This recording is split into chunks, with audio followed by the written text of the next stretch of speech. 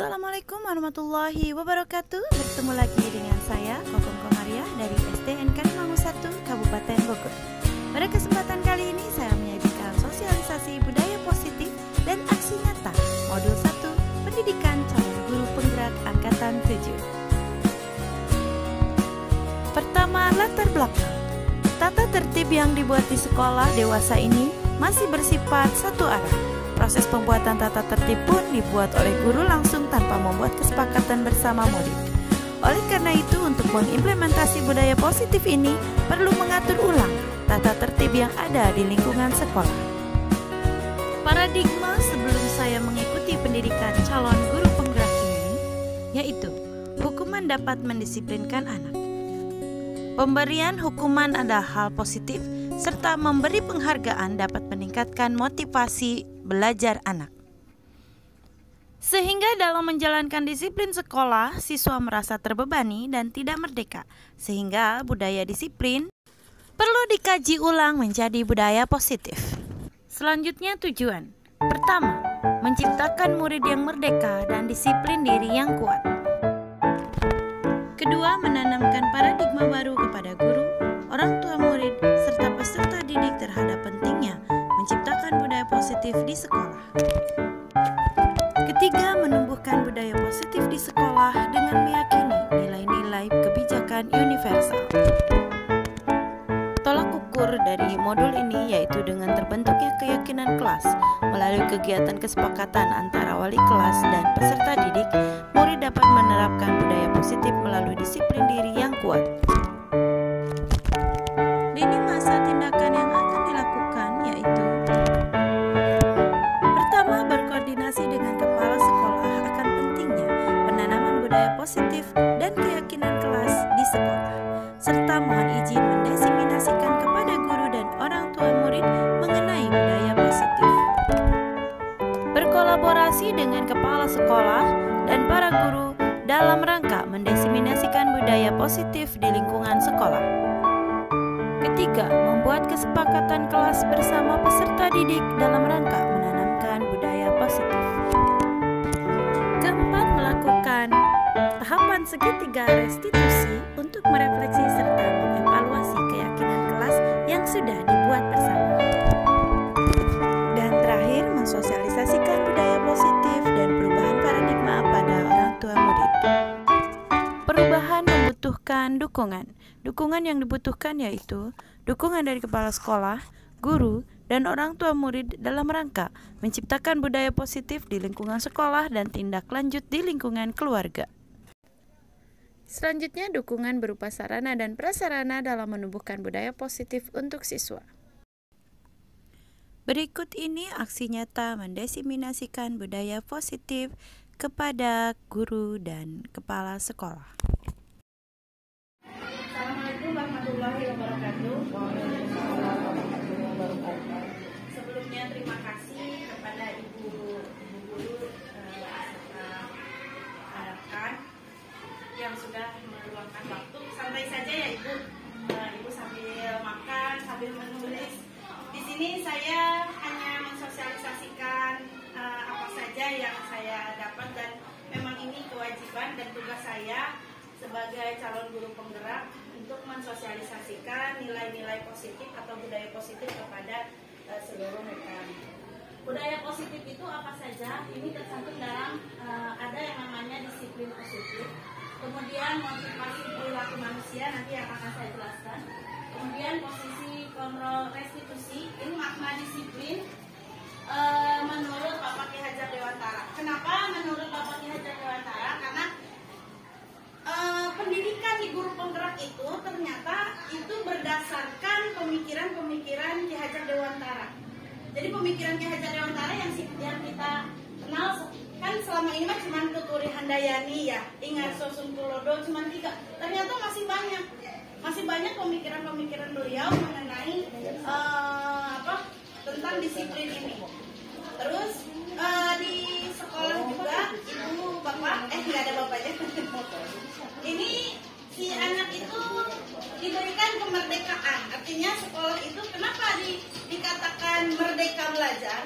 Bukan berarti sekolahnya bebas, tidak, tapi merdeka itu artinya di sini di mana ada kemerdekaan, di situ harus ada disiplin yang kuat. Sesungguhnya disiplin itu bersifat self disiplin, yaitu kita sendiri yang mewajibkan kita dengan sekeras-kerasnya.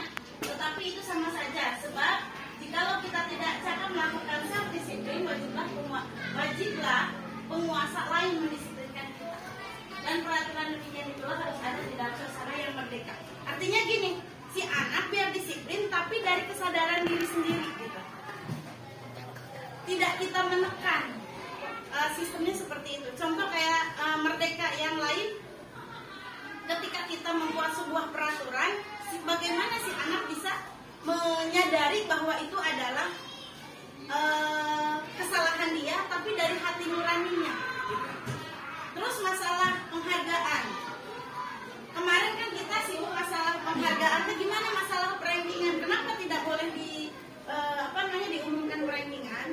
Karena ketika anak terus-menerus mendapatkan ranking, misalkan dari kelas 1, 2, 3 dapat ranking terus, tiba-tiba kelas 5 atau kelas 6-nya tidak dapat ranking, maka secara mental dia itu langsung down.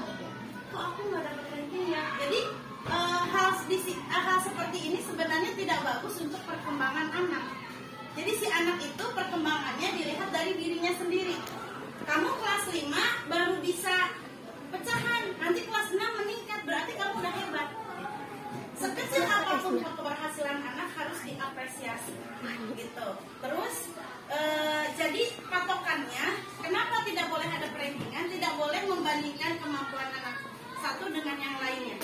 Jadi si anak itu perkembangannya dari dalam diri dia, itu harus berkembang. Saya itu harus bisa. Saya itu cari kebutuhan anak secara psikologisnya apa, nanti akan lahir kepada nilai-nilai kebajikan atau nilai-nilai kebajikan universal seperti tanggung jawab, disiplin, terus dia empatinya hadir, kemudian dan nilai-nilai kebajikan yang lainnya akan lahir sendiri. Kemudian baru lahirlah keyakinan kelas. Kelas 6 kemarin sudah membuat keyakinan kelas bersama-sama ya. Jadi peraturan itu dibuat oleh masing-masing siswa. Misalkan kita menanyakan begini, kelas 6 untuk kita sekolah ini biar nyaman, biar enak, biar memotivasi kamu belajarnya lebih semangat, kita harus seperti apa? Kemarin yang pertama itu, Ibu masuk tepat waktu. Oke, mereka sendiri yang berpendapat. Kemudian yang tadi saya bilang ini ada restitusi kontrol atau posisi kontrol. Ini ada 5 posisi kontrol. Kita sebagai guru biasanya, saya juga sama. Dulu kalau ada anak yang nggak ngerjain PR atau tidak pikir, itu biasanya dihukum. Kamu kenapa terlambat? Hukum, lari 3 keliling. Nah itu tuh penghukum namanya. Anak tidak, kenapa saya harus, pasti di dalam hatinya, baru nggak ngomong aja ya. Dalam hati pasti bertanya, kenapa saya harus lari keliling 5 keliling lapangan? Kenapa saya harus hormat di depan bendera? Kenapa saya dihukum? Padahal kan sebelumnya tidak ada kesepakatan itu gitu. Nah ini posisinya penghukum. Yang kedua, kadang kita membuat rasa bersalah. Kamu salah karena kamu tuh harusnya baik dong. Kamu tuh harusnya rajin sekolah. Kamu nggak rajin sekolah, nanti ibu sebagai guru tidak berhasil ngajarnya. Nah itu posisi kita sebagai pembuat masalah. Terus ada juga guru kadang sebagai manajer. Ada, maaf, yang sebagai manajer nanti saya jelaskan. Yang selanjutnya adalah sebagai teman. Kadang ya udah ada guru yang mengajak memposisikan anak sebagai teman. Ya udah, kamu sekarang terlambat, besok nggak lagi ya. Tapi kamu besok nanti dimarahin, nanti saya laporin ke mama kamu ya. Memposisikan kita sebagai teman ada positifnya, tapi ada negatifnya juga. Jadi dia tidak merasa bahwa besoknya terus CS dia jeung guru nak gitu. Kadang seperti itu. Terus ada juga yang sebagai pemantau. Kamu terlambat. Kenapa kamu terlambat? Besok harus begini begitu. Nah itu tim pemantau. Yang paling bagus disarankan menurut pendidikan guru penggerak ini adalah posisi manajer. Ya, posisi manajer itu melakukan 3 langkah. Ketika anak kita melakukan kesalahan, yang pertama menstabilkan identitas. Artinya ditanya dulu, kamu kenapa terlambat? Saya kemarin contohnya saya pernah melakukan restitusi 2 kali. Yajid itu setiap pagi makan. Pertama sama saya nggak ditegur, Bu, saya mau makan. Bel masuk makan. Kamu kenapa nggak makan? Belum sarapan tuh. Tapi setiap hari dia seperti itu. Kemudian saya praktekkan restitusi ini biar dia sadar bahwa apa yang dilakukannya itu benar, tapi caranya salah gitu. Jadi kemarin di video ini ya, April. Jadi kenapa kamu setiap pagi tidak sarapan di kelas? Ya Bu, karena di rumah saya nggak ada yang ngurusin, saya tinggal sama kakek aja. Terus selanjutnya divalidasi kebutuhannya. Iya, kamu bagus, sarapan itu harus karena ketika kamu belajar itu membutuhkan energi. Lalu menanyakan yang keyakinan. Tapi kan keyakinan kita kalau masuk itu bel masuk itu udah siap belajar. Gimana kalau teman-teman udah belajar kamu baru makan? Nanti kamu ketinggalan. Oh iya ya Bu. Terus kamu harusnya gimana? Oh iya, nah harusnya jadi dia sadar. Oh iya ya, berarti saya itu harus memanage waktu saya. Berarti kamu harus sarapan sebelum bel masuk. Jadi kamu kalau mau sarapan di sekolah, datangnya pagi-pagi ya. Oh iya, berarti sadar tuh. Yang mengajar kita harus melihat kebutuhan manusia, kebutuhan anak. Kebutuhan dasar manusia itu ada 5. Yang pertama, bertahan hidup. Yang kedua, penguasaan. Yang ketiga, kasih sayang. Yang keempat, kebebasan. Yang kelima, kesenangan. Jadi kadang kita di sekolah harus mempertimbangkan kebutuhan ini. Si anak itu kebutuhannya sudah cukup atau tidak. Kayak kemarin waktu saya nanya itu, saya tanya satu-satu anak, kamu kalau dari rumah dia bawa makanan enggak? Bawa uang enggak? Soalnya kalau mencuri berarti kan dia butuh. Mungkin kebutuhannya tidak terpenuhi, atau lapar, atau orang tuanya nggak ngasih jajan. Bisa jadi. Terus iya Bu, saya kadang nggak dikasih jajan. Ada yang, enggak Bu, saya mah ada jajan mah. Berarti kan dia kebiasaan dia. Jangan sampai dijadiin kebiasaan. Nah, artinya bertahan hidup ini kayak makanan, pakaian itu harus terpenuhi dulu. Terus kemudian yang kedua, penguasaan. Penguasaan itu bagaimana kita memberikan si anak apresiasi. Sekecil apapun kemampuan anak harus ditanggapi sama kita. Kamu bisanya menulis, Bu, saya kelas 6 belum bisa baca. Ada kelas 6 bacanya, tulisannya masih nggak bagus, bacanya juga masih kurang. Tapi dia punya kemampuan yang lebih. Kayak si Ramdhani itu kan bacanya agak sedikit kurang lancar. Terus kalau ngisi soal itu kan nggak nyambung. Tapi dia ketika disuruh ngelukis bagus. Makanya saya cari biar ini anak punya rasa percaya diri. Apa nih kita cari? Oh, kamu walaupun pelajarannya kurang menguasai, tapi menggambar kamu bagus. Ini kan apresiasi. Nah, artinya setiap anak itu butuh merasa dihargai. Saya tuh bisa loh gitu. Berikan si anak itu kemampuan, penghargaan. Kelebihan. Iya. Jadi si anak itu jangan mendiskriminasi. Iya. Artinya si guru itu harus bisa memberikan kepercayaan diri ke setiap peserta. Terus kemudian kasih sayang. Ini kasih sayang perlu karena setiap guru itu kadang ada orang tua. Kan Bu Haji kemarin katanya bilang, Bu, kelas 1 teh suka ada yang dipeluk sama saya gitu. Mungkin siapa tahu di rumahnya kurang kasih sayang. Karena banyak ya Bu orang nggak hanya di kelas 1, di kelas lain ada yang caper. Itu biasanya mungkin di rumahnya kurang kasih sayang. Maka berikan kasih sayang itu. Ada seperti itu. Ada mungkin kebiasaan yang di rumah dia selalu dipeluk orang tuanya. Itu bisa banyak faktor. Jadi kasih sayang itu dibutuhkan, nggak didapat di rumah. Kadang dia berinteraksi di sekolah itu kelakuannya dia untuk mencari perhatian, kadang seperti itu. Terus kemudian kebebasan peserta didik ini diberikan kebebasan untuk, bukan artinya kebebasan bebas tidak mengikuti aturan ya, artinya berikan si anak itu berkreasi. Saya pernah di kelas 6 itu kemarin membuat satu kegiatan, kamu kegiatan hari ini bebas mau ngapain. Ada yang suka menggambar, ada yang suka bikin puisi, ada yang suka menari. Bu, saya mau nyanyi, si Apin nyanyi sama nari ya. Wah, senang ceritanya bagus.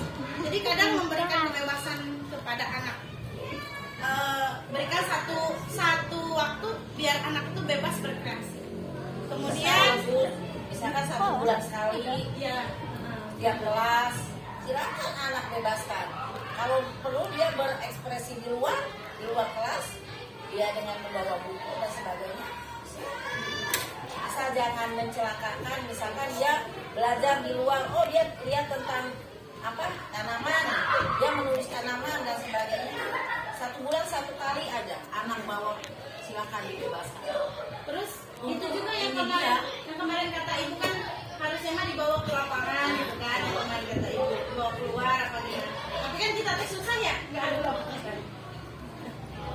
Terus kesenangan, artinya pada dasarnya setiap orang itu mau dewasa, mau anak-anak, mau guru, mau siswa pasti membutuhkan kesenangan.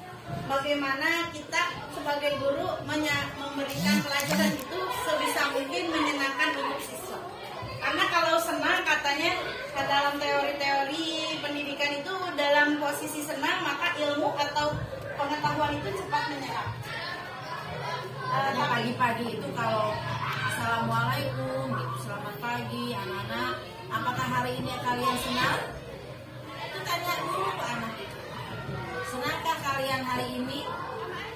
Bisakah kalian tertawa hari ini? Kan ada anak yang dari rumahnya ini dan sebagainya. Nah, akhirnya dia kesal ke sekolah, tidak mau menerima pembelajaran dari kita. Makanya itu motivasi seperti itu harus. Pagi-pagi assalamualaikum, selamat pagi anak-anak, apakah hari ini kalian senang? Tanya aja, gak apa-apa. Kalau memang kalian senang, kita belajar yang menyenangkan. Itu memang benar, anak itu kalau dia senang itu akan menerima pembelajaran dari kita, itu akan teresap oleh otak dia. Itu bukan, itu memang. Baik, rekan-rekan dan ibu kepala sekolah, terima kasih atas waktunya. Berikut dokumentasi aksi nyata membuat kesepakatan kelas.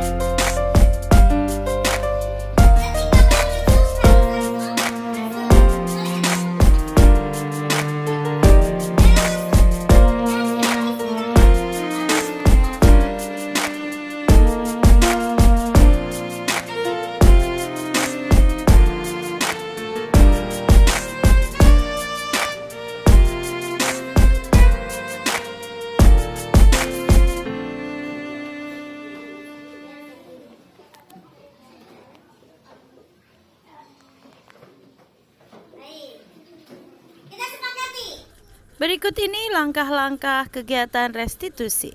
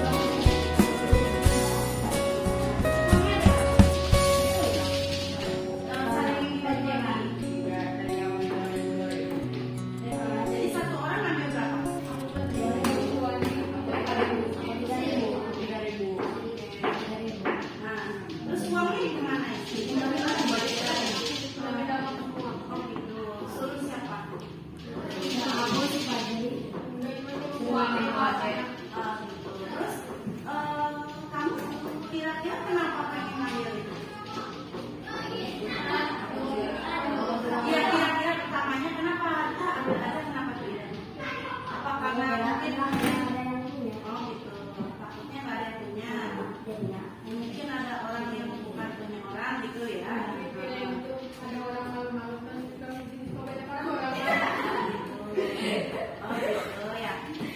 Oke. Kita semua orang pasti butuh uang dong ya. Ibu juga butuh uang sama. Tapi ada cara yang tepat untuk mendapatkan uang kan? Ya. Sekarang kira-kira nih, kalau ngambil uang, kamu orang sama? Ya. Kita nemu uang. Uang itu belum tahu punya siapa. Menurut kamu nih, apa uang itu harus kita ambil? Atau uang itu harus disebarkan dulu punya siapa? Nah, itu kamu udah bisa jawab.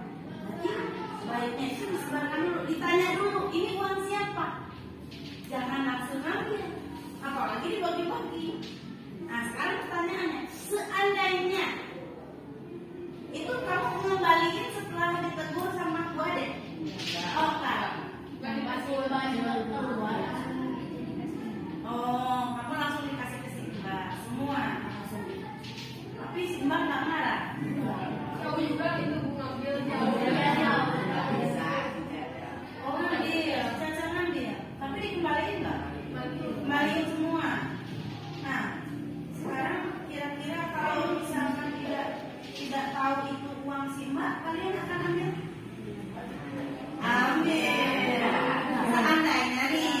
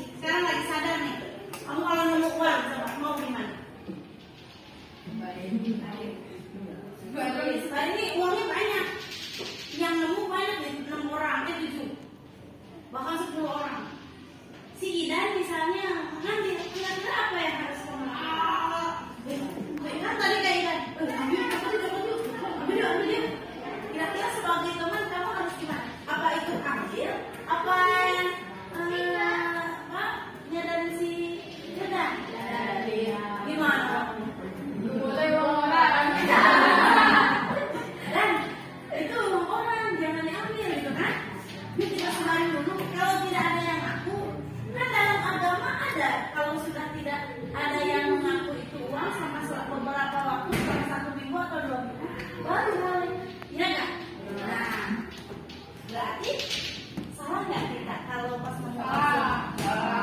kamu mengakui salahnya? Walaupun tidak jadi ngambil, keluarga kalian sudah mau ke arah ngambil, ya nggak? Walaupun nggak jadi, ya. Nah, sekarang ibu sebagai wali kelas pernah nggak ngajarin kamu? Pernah nggak ngajarin kamu untuk mengambil hak orang lain? Berarti sekarang kalian bertindak harus hati-hati. Apa yang akan kamu lakukan? Di jalan juga hati-hati loh. Sekarang ada uang 100.000, lumayan yang masuk. Jangan begitu dulu, ambil dulu, pegang dulu. Ibu kadang kemarin kelas 6, Bu ada uang 5.000, ibu simpan dulu.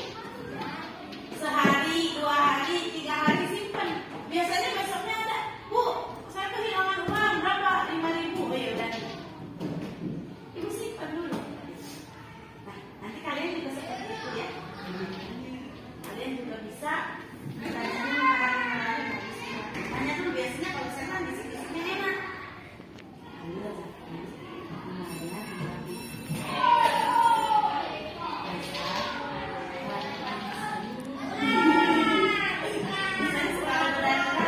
Jadi kamu harus punya mental, punya prinsip agar tidak mengambil hak orang lain sembarang. Bisa? Mulai hari ini, besok kalau misalkan menemukan uang, tidak langsung ambil ya? Jadi harus disimpan, disebarkan dulu. Mengerti semuanya? Terima kasih. Sekarang kalian Berikut ini adalah sosialisasi budaya positif kepada orang tua siswa. sebenarnya dari tahun sebelumnya tidak boleh ada ranking namanya, ada ranking. Cuman kita menghargai, memberikan penghargaan kepada siswa yang berprestasi. Namun itu ada dampak negatifnya.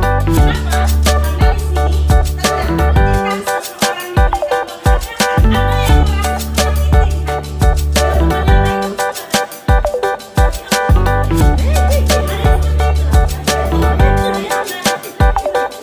hati.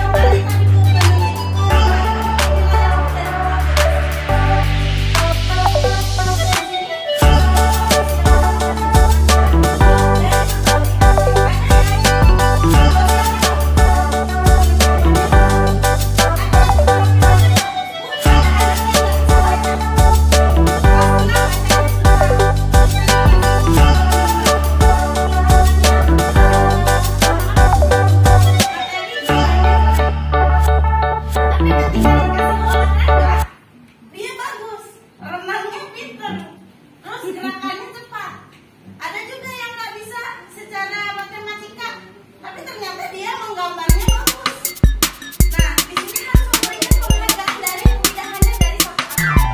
Jadi ketika anak matematikanya bisa juara 1, juara 2 dan sebagainya.